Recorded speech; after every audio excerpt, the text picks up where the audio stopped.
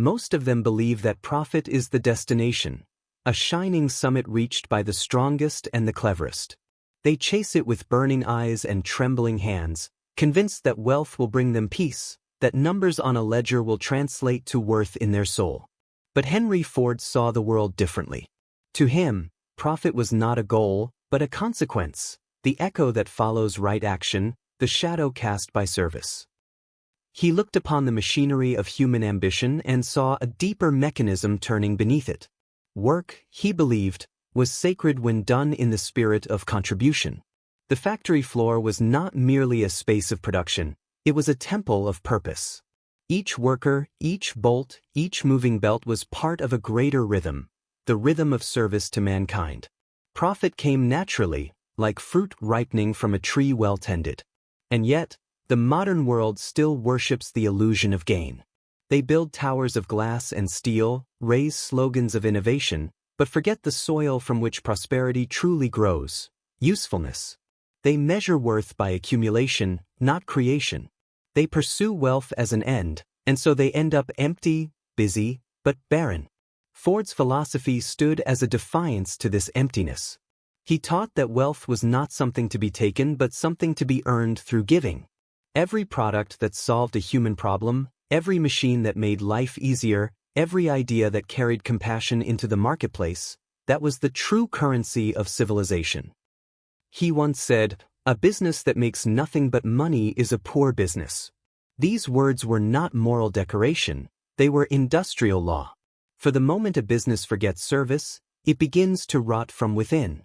It may continue to produce, to profit, to expand, but its soul will corrode and soon, so will its strength. You see, service is not charity. It is clarity.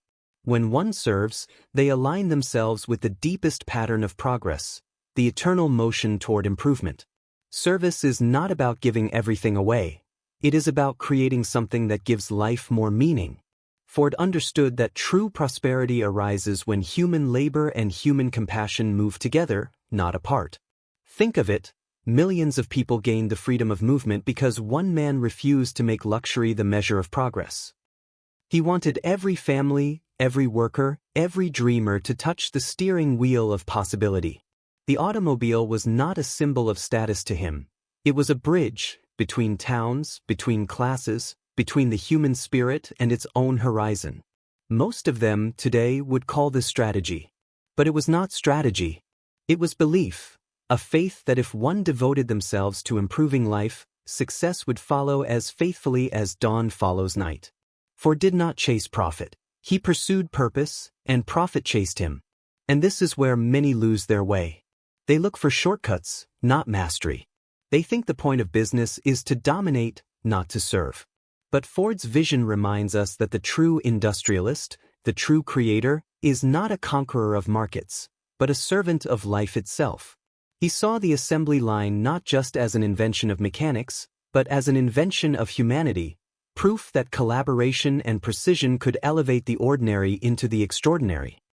Perhaps that is the greatest lesson buried beneath the steel and sweat of Ford's factories, that the hands which build, when guided by heart and principle, also build themselves. For every machine assembled, every problem solved, every worker uplifted, there was a mirror held to mankind, showing what they could become when they worked not for greed, but for good. And so, even now, when the engines of progress hum louder than ever, his philosophy whispers beneath the noise, "Serve first, and you shall succeed." Profit is not the song, it is the echo. They often forget that service, not ambition, is the foundation of endurance. The world has seen empires of wealth rise and collapse like tides, because they mistook speed for strength and possession for purpose. But those who serve, truly serve, become timeless. Their work continues breathing long after they are gone, for it was never built on self-interest alone. It was built on the pulse of humanity.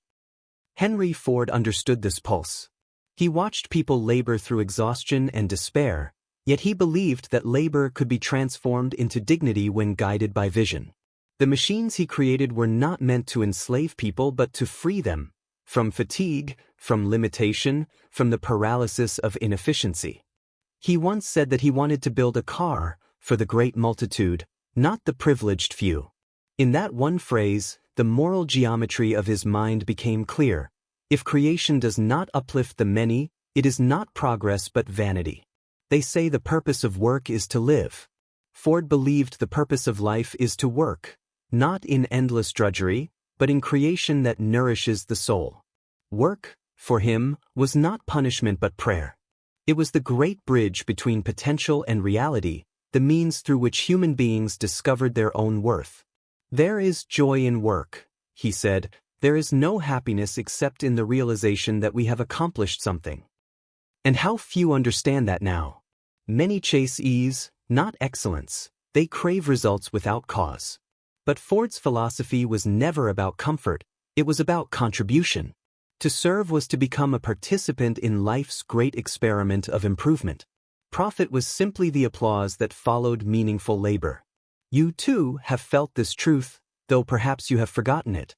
Each time you lose yourself in creation, in a task done with precision, a craft done with care, a job finished not for applause but for integrity, something within you awakens.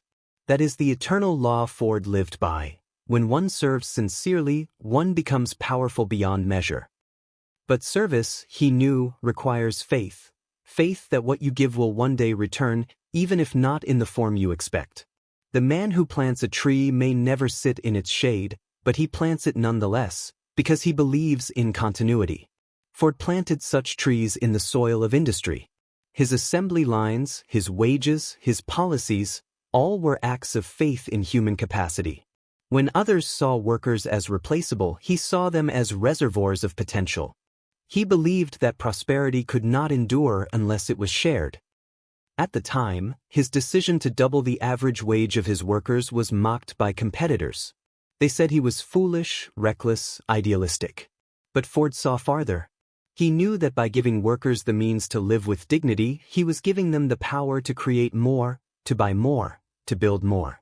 Service, he understood, was not loss, it was circulation. What one gives returns, multiplied, through the vitality of others. And so his factories became something more than centers of production, they became organisms of life. The hum of machines was the heartbeat of a nation learning to move together, united by shared purpose. Each car that rolled off the line carried more than steel and bolts. It carried hope, equality, and the living proof that progress could serve all. This is why Ford's philosophy remains eternal.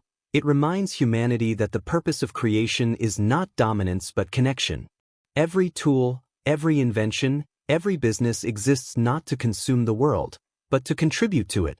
For in the end, the measure of success is not how much we own, but how much we improve the lives of others. They did not all understand him.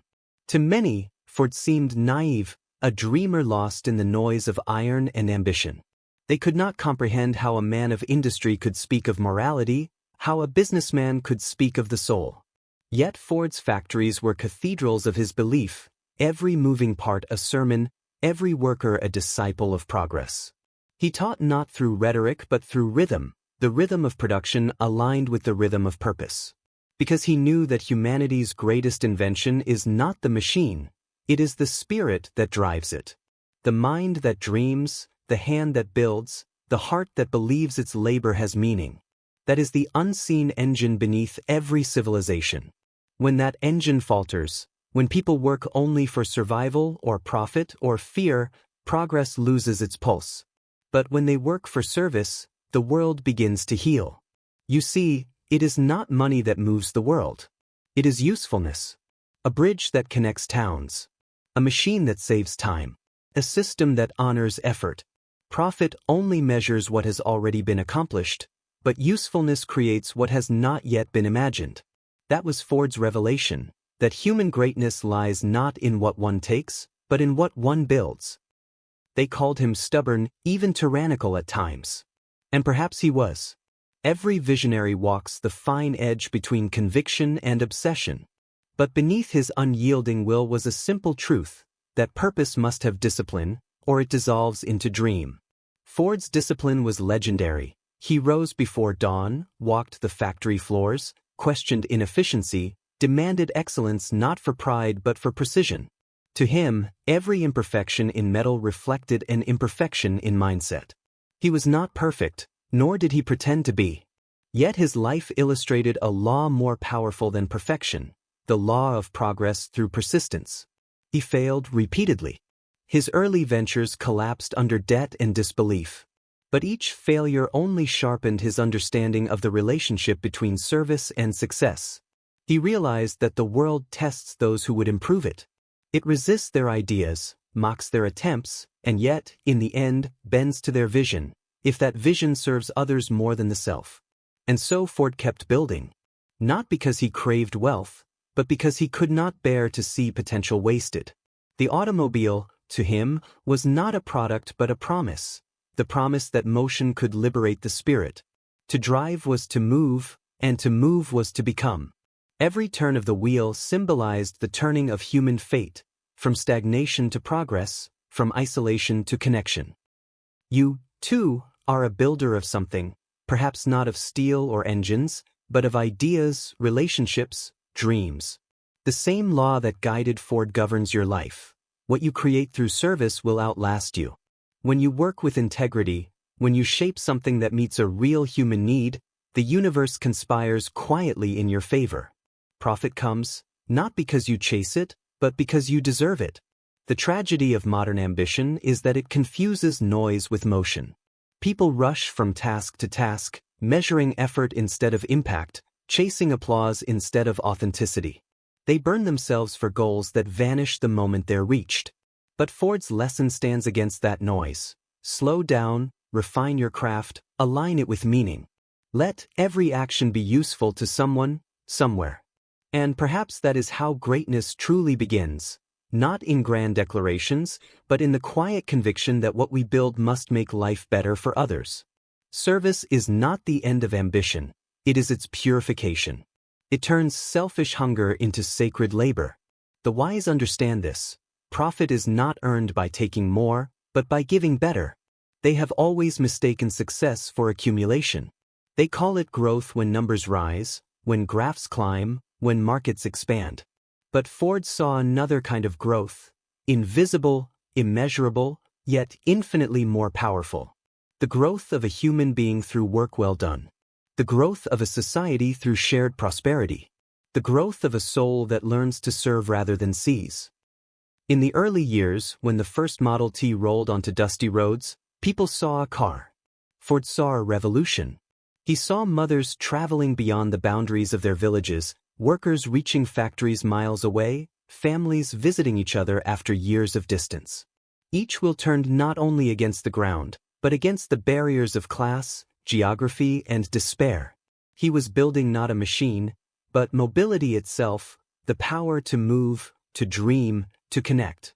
And yet, beneath that vision lay a radical truth, that the purpose of business was moral, not merely material. He believed the duty of any enterprise was to make life better for the many, not richer for the few. Wealth, he said, is the byproduct of good service. But how many understand this still? They build companies that glitter and fade because their roots do not touch the soil of purpose. Ford's factories taught another rhythm, the dignity of simplicity. He believed that progress should be accessible, not exclusive. Complexity, he said, is the refuge of the confused. So he simplified processes, tools, even dreams. Simplicity was not laziness, it was mastery, the ability to make the useful universal. And in that simplicity, millions found empowerment. It was never just about cars. It was about consciousness, the awakening of people to their own creative power. Ford saw that when ordinary men and women realized they could build something of worth, they no longer felt ordinary. Work, when guided by purpose, became a path to self-respect. And when work loses that purpose, it becomes servitude. You have seen this in your own life. The difference between labor that drains you and labor that fulfills you is not the hours or the effort, it is the meaning behind them. When your work contributes to something larger, when it serves rather than consumes, exhaustion transforms into energy. This is the paradox Ford lived by. To serve is to renew. He did not preach charity, he practiced circulation. He paid his workers well, not out of kindness alone, but out of vision. When the people who build can also buy, society becomes a circle of empowerment. The worker becomes the customer, the builder becomes the beneficiary. And through this harmony, the economy transforms from competition into cooperation. But such a vision requires courage, the courage to redefine success. To say, I will not measure my worth by what I keep, but by what I create. Few dare to live that way. It is easier to accumulate than to contribute, easier to take than to transform. Yet Ford believed that the world would always belong to the makers, those who build, refine, and persist. You too must choose. Will you chase the shadow of profit, or the substance of purpose? Will you seek applause, or will you seek alignment between what you do and why you do it? Ford's life was not the story of a rich man. It was the story of a man who understood that to enrich others is to become rich beyond measure. Even now, his philosophy challenges every generation that inherits his machines but forgets his message, that progress without purpose is machinery without a soul. The engines may roar, the factories may shine, but if service is lost, all of it will rust. The future belongs to those who remember what Ford knew, that usefulness is eternal, that purpose is profit's true parent, and that creation guided by conscience will never perish. There came a time when his name was no longer just a brand, but a symbol of motion, of transformation, of the power of one idea to change the course of millions. Yet behind that symbol was a man who never stopped believing in simplicity, service, and the sacred dignity of work.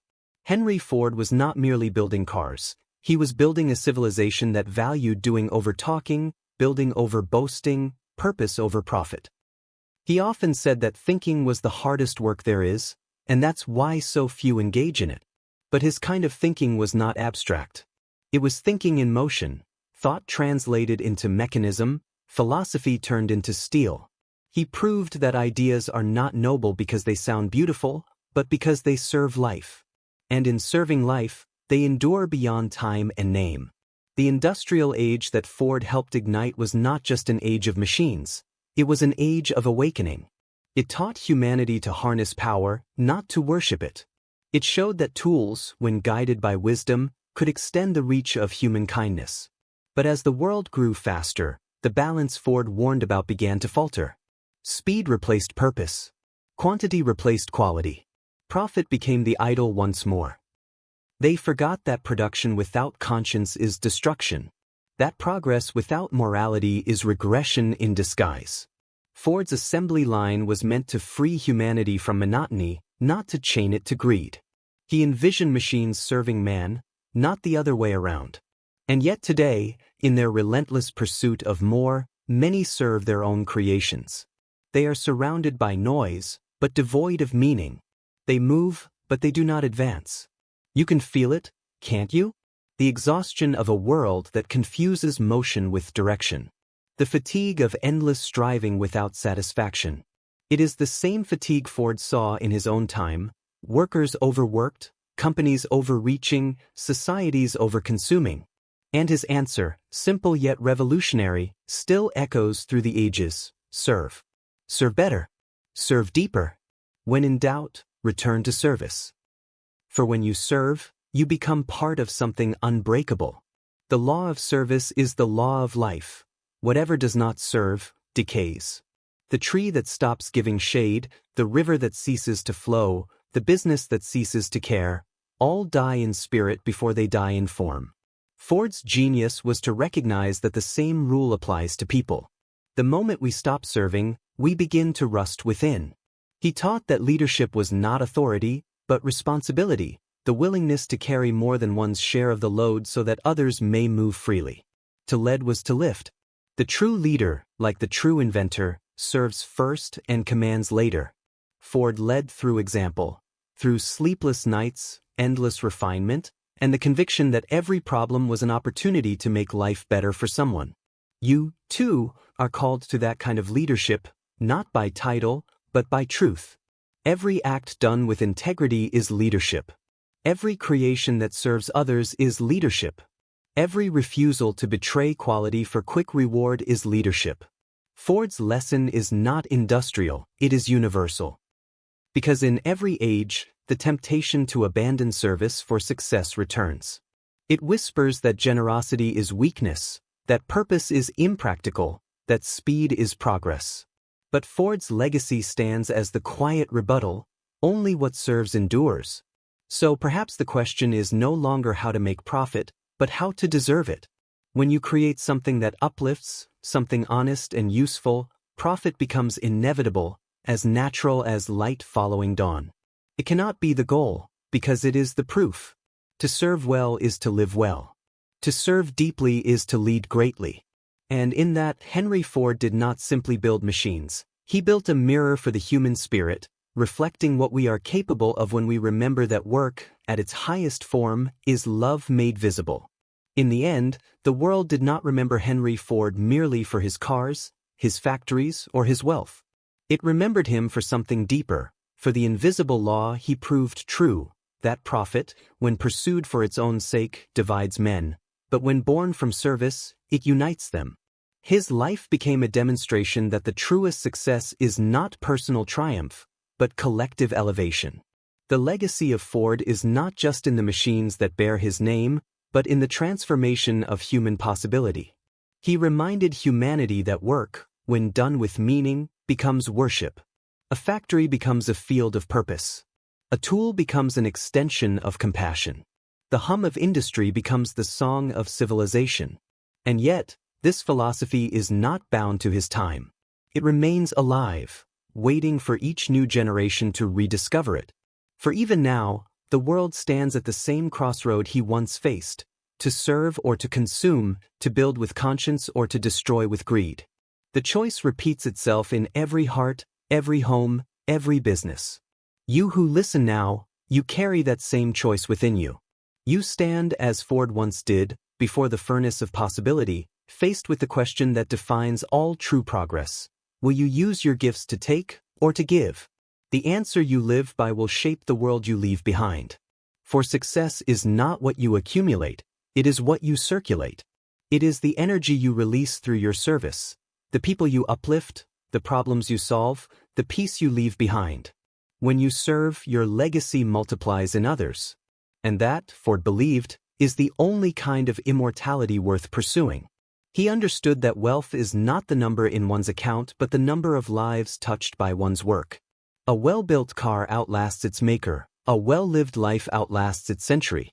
Both run on the same fuel, purpose. They say the world is driven by competition. Ford knew it is driven by contribution. The competitor looks sideways, measuring against others. The contributor looks forward, measuring against potential. Competition ends when someone wins. Contribution never ends, because service is infinite. And so, as the modern world spins faster, as technology grows louder, as profit becomes the idol once again, Ford's voice whispers through the hum of machines: remember why you began. He would remind us that the truest form of progress is moral, not mechanical.